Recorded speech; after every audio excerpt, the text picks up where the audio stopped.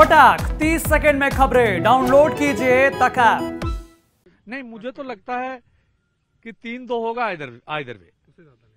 पूरा जो स्थिति बीजेपी की थी वो नहीं बनने जा रही है। खास तौर से जो परिवर्तन आया है वो ये आया है कि जो अगड़े पिछड़े की राजनीति चल रही है उसमें अगड़े की जातियां हावी हो रही हैं। पिछड़े वोट जो हैं अभी भी योगी मोदी पे टिके हुए हैं। उनके प्रतिनिधि, उनके जो नेता हैं वो चाहे बदल रहे हों, वो चाहे इकट्ठा हो रहे हों, लेकिन पिछड़े अति पिछड़ों के वोट जो है उतनी तेजी से नहीं भाग रहे हैं जितनी अखबारों में और मीडिया में, चैनलों में और नेतागिरी में भाग रहे हैं। नमस्कार, यूपी तक की खास पेशकश में आपका स्वागत है। मैं हूं आपके साथ में अभिषेक मिश्रा। सुल्तानपुर में हमारी मौजूदगी है और सुल्तानपुर में हम चर्चा करने जा रहे हैं यहाँ के पत्रकारों से कि आखिर सुल्तानपुर के मुद्दे क्या हैं, क्योंकि ये गढ़ कांग्रेस का रहा और इसको समाजवादी पार्टी ने 2012 में अपने हिस्से में किया, लेकिन बीजेपी 17 में यहाँ से 4 विधायक देने में कामयाब रही थी। लेकिन इस बार के समीकरण क्या कह रहे हैं, क्या है जमीन पर, यहाँ जानते हैं यहाँ के पत्रकारों से। आपका नाम बताएं। ब्रिजेश श्रीवास्तव। ब्रिजेश जी, बताइए कि इस बार क्या दिख रहा है, जमीन में किसकी लड़ाई है, मुख्य मुद्दा क्या है सुल्तानपुर का? देखिए, अगर लड़ाई की बात करें तो लड़ाई में सिर्फ समाजवादी पार्टी और भाजपा है। इन्हीं दोनों में लड़ाई है और भाजपा ही सीट निकालेगी। मुद्दा क्या है कि सबसे बड़ा चीज तो गुंडा राज खत्म हो गया है। अगर देखा जाए हम लोगों की नजर से तो गुंडा राज तो एकदम खत्म है। मतलब वो नैरेटिव बीजेपी ने सेट कर दिया जी। और इसके अलावा क्या मुद्दा? इसके अलावा तो मुद्दा विकास का है। पूर्वांचल एक्सप्रेस वे इतना बड़ा योगी सरकार दिया, जो कि एक महत्वाकांक्षी योजना थी इनकी। पूर्वांचल के लोगों के लिए तो सबसे बड़ी चीज पूर्वांचल एक्सप्रेस वे मिला।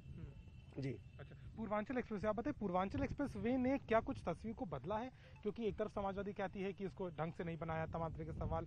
लोकल लोगों का क्या कहना है, क्या वो कनेक्ट कर पा रहे हैं इस प्रोजेक्ट से? जी बिल्कुल। देखिए, इसका असर तो जाहिर सी बात है देखने को मिला है जिले में, लेकिन ये भी सच्चाई है कि वाकई जल्दबाजी में पूर्वांचल एक्सप्रेसवे का उद्घाटन, जो कि हम लोगों ने अपनी नजरिए से देखा है, वो ये सच है कि जल्दबाजी में उद्घाटन और तमाम दुर्घटनाएं भी हो रही हैं, जो पूरी तरह से प्रॉपर वे में तैयार भी नहीं था पूर्वांचल एक्सप्रेस। और यही एक बड़ा माइलस्टोन होगा इस सरकार के लिए सुल्तानपुर में दिखाने हो सकता है, बिल्कुल हो सकता है, क्योंकि इसके अलावा कुछ है प्रोजेक्ट है ये सुल्तानपुर के लिए और लोगों को सुविधाएं भी मिली हैं, जिससे माइलस्टोन तो होगा ही। आपका नाम क्या है? फरीद अहमद अर्शी। ये बताइए कि आप जिस तरीके से हम बात कर रहे हैं सुल्तानपुर की, कांग्रेस यहाँ क्यों पिछड़ गई? ऐसा क्या हो गया जो गढ़ था वो इतना टूटता चला जा रहा है कि विधायक तो छोड़िए, यहाँ कैंडिडेट भी कायदे का नहीं मिल पाता है? आपका नाम बताएं। डॉक्टर उदय शुक्ला, डीएनए अखबार से हूँ। उसमें क्या है कि कांग्रेस सैद्धांतिक पार्टी है, सिद्धांत बात करती है। ये लोग जो जुमला बोल करके लोगों को गुमराह करके सीट ले आए, सरकार बनाए, और जो बताते हैं बार बार कि डबल इंजन की सरकार रहेगी तो विकास ज्यादा होगा। सुल्तानपुर 5 इंजन सरकार है। यहाँ चेयरमैन नगर पालिका का, जिला पंचायत अध्यक्ष नगर पालिका का, विधायक आपका भाजपा का और ये सांसद भाजपा का। उसके बाद भी गड्ढे खोद दिए गए, पूरा शहर अतिक्रमण की चपेट में है, रास्ते नहीं है, यातायात व्यवस्था यहाँ चौपट है, मुख्यालय पे कोई काम 7 सालों में सुल्तानपुर में कोई खास बदलाव नहीं हुआ है। भाजपा के शासन में हमको नहीं दिखा, कोई विशेष काम नहीं हुआ यहाँ। समाजवादी पार्टी को लेकर के एक नैरेटिव ये आ रहा है कि नई सपा है, खुद बार बार अखिलेश यादव कहते हैं। ये नई सपा आपको दिख रही है या ये केवल कोशिश हो रही है, वजह अभी भी वही? आपका नाम बताएं। नहीं, जितेंद्र श्रीवास्तव नाम है। नई सपा की बात नहीं है। पिछले चुनाव में यहाँ जो 5 भाजपा के कैंडिडेट थे उसमें 3 आयातित थे, तुरंत आए, ज्वाइन किए और करके जीत उनकी हुई योगी मोदी पर। आज 5 साल बाद जाइए फिर वही स्थितियां हैं। वहां के लोग परेशान हैं, वहां के लोग अपने जनप्रतिनिधि से संतुष्ट नहीं हैं, योगी मोदी को सपोर्ट करते हैं। योगी मोदी फैक्टर अभी भी आपको लग रहा है? हाँ, उसका ही प्रभाव है जिसकी वजह से भाजपा सुल्तानपुर में अभी टिकी हुई है। मैं तो ये कहता हूँ, अभी जो अगड़े पिछड़े की राजनीति चल रही है, वो जो स्वामी प्रसाद मौर्य के बाद से शुरू हुई है, उसमें जो परिदृश्य बनता जा रहा है वो केवल और केवल अगड़े पिछड़े की बनती जा रही है। विधायकों से, यहाँ के सांसद से, क्योंकि सांसद माँ बेटे ने सीट बदल ली, कोई उसका भी कोई असर है या अल्टीमेटली वो फेस पर ही जाता है? जो कुछ भी है यहाँ दिख रहा है वो सांसद का ही दिख रहा है। आप जान लीजिए कि जहाँ कहीं भी वो जा रही हैं, कहीं ना कहीं कुछ न कुछ कर रही हैं। यहाँ के विधायक जो हैं, सत्तासीन जो विधायक हैं, वो एकदम से निष्फल हैं, वो कुछ नहीं कर पा रहे। तो मेनका गांधी कोई क्रेडिट जाएगा जो यहाँ पे? अगर कुछ भी है, मेनका गांधी का विरोध करने वाले लोग नहीं। मेनका गांधी महीने में कम से कम 2 बार आ रही हैं, लोगों से मिल रही हैं, दुख सुख में शामिल हो रही हैं, 13वीं वर्ष की शादी में शामिल हो रही हैं। यहाँ के विधायक, कोरोना काल में विधायक निधि चली गई, इसके बाद उनका जनता से संपर्क खत्म हो गया। सारी असर दिखेगा चुनाव में? आपको लग रहा है 4 सीटें बीजेपी की जो हैं, इसका असर होगा? क्या समीकरण बदल सकता है? नहीं, मुझे तो लगता है कि 3-2 होगा आइदर वे। पूरा जो स्थिति बीजेपी की थी वो नहीं बनने जा रही है। खास तौर से जो परिवर्तन आया है वो ये आया है कि जो अगड़े पिछड़े की राजनीति चल रही है उसमें अगड़े की जातियां हावी हो रही हैं। पिछड़े वोट जो हैं अभी भी योगी मोदी पे टिके हुए हैं। उनके प्रतिनिधि, उनके जो नेता हैं वो चाहे बदल रहे हों, वो चाहे इकट्ठा हो रहे हों, लेकिन पिछड़े अति पिछड़ों के वोट जो है उतनी तेजी से नहीं भाग रहे हैं जितनी अखबारों में और मीडिया में, चैनलों में और नेतागिरी में भाग रहे हैं। ये बताइए कि यहाँ का जातिगत समीकरण कैसा है, क्योंकि हमने देखा है कि लगातार चाहे सवर्णों को लेकर के भी राजनीति हावी है, ब्राह्मणों को लेकर के तमाम दल लगे हुए हैं। यहाँ का जातिगत समीकरण आप कैसे देखते हैं?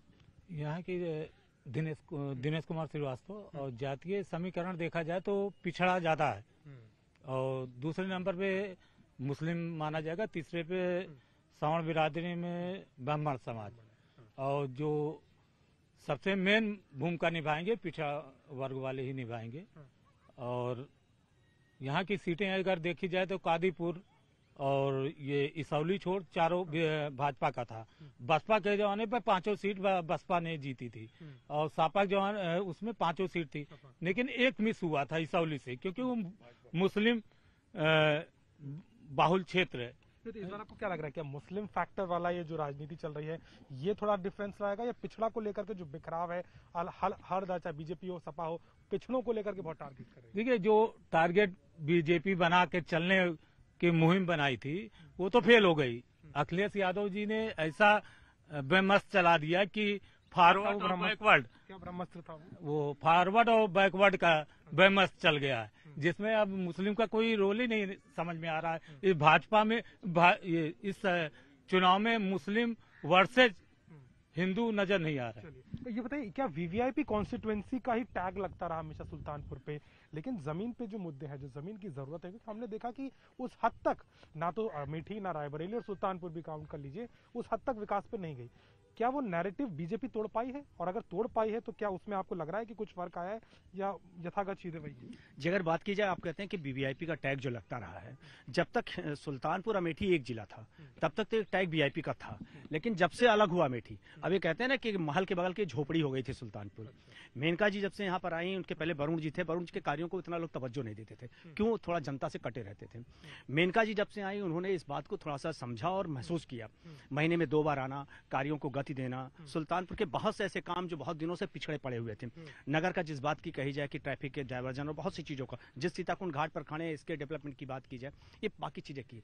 लेकिन एक बात और मैं कहता हूँ, सुल्तानपुर में जिसने सीटें ज्यादा जीती वो उत्तर प्रदेश में सरकार बनाया। मुख्यमंत्री का फोकस रहा है योगी आदित्यनाथ का, क्योंकि हमने देखा प्रधानमंत्री खुद यहाँ आए थे, एयर शो हुआ था, सुल्तानपुर को वो नाम मिला। मुख्यमंत्री का 5 साल में यहाँ पर मूवमेंट कैसा है? जी बिल्कुल, अगर मुख्यमंत्री की आप बात करते हैं तो पूर्वांचल एक्सप्रेस वे को लेकर के उन्होंने जब भी विजिट की, सुल्तानपुर के स्थानों को चयन किया, जबकि लखनऊ से लेकर के आजमगढ़ का जो एक लंबा डिस्टेंस था उसमें कभी भी आए तो सुल्तानपुर में उन्होंने कभी हमेशा विजिट की, सुल्तानपुर पैच को चेक किया, सुल्तानपुर के कार्यक्रमों में शामिल होते रहे, यहाँ के लोगों की बातें सुनते रहे। सबसे बड़ी बात कही जाए तो मेनका गांधी जो यहाँ की सांसद चुन करके आई, वो अपनी बात कहने में सक्षम थी, जाकर के कह लेती थी। विधायकों की बात आज वही कह रहे थे, जो हमारे और साथी भी कह रहे हैं कि विधायक जनता से उतना उनका इन्वॉल्वमेंट नहीं रहा इन सालों में।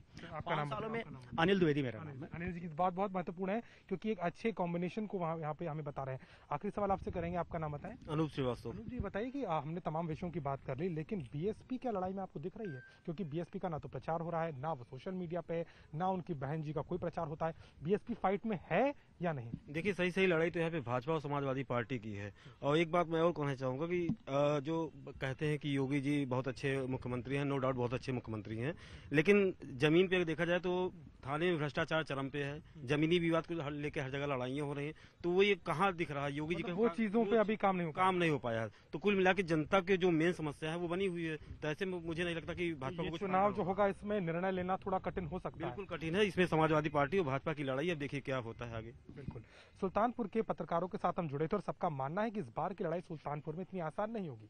हालांकि जिस पार्टी ने यहाँ सीटें कमाई वो सत्ता में गई, लेकिन पिछली बार 4 और 1 का जो आंकड़ा रहा था 2022 में, क्या बीजेपी के खाते में जाएगा, समाजवादी पार्टी वापसी करेगी, ये देखना रोचक होगा। लेकिन हम आगे बढ़ते रहेंगे और आपको बताते रहेंगे कि आखिर जमीन पर क्या चल रहा है और अलग अलग जनपदों के मुद्दे क्या सामने हैं। सुल्तानपुर से कैमरामैन संदीप के साथ अभिषेक मिश्रा, यूपी तक।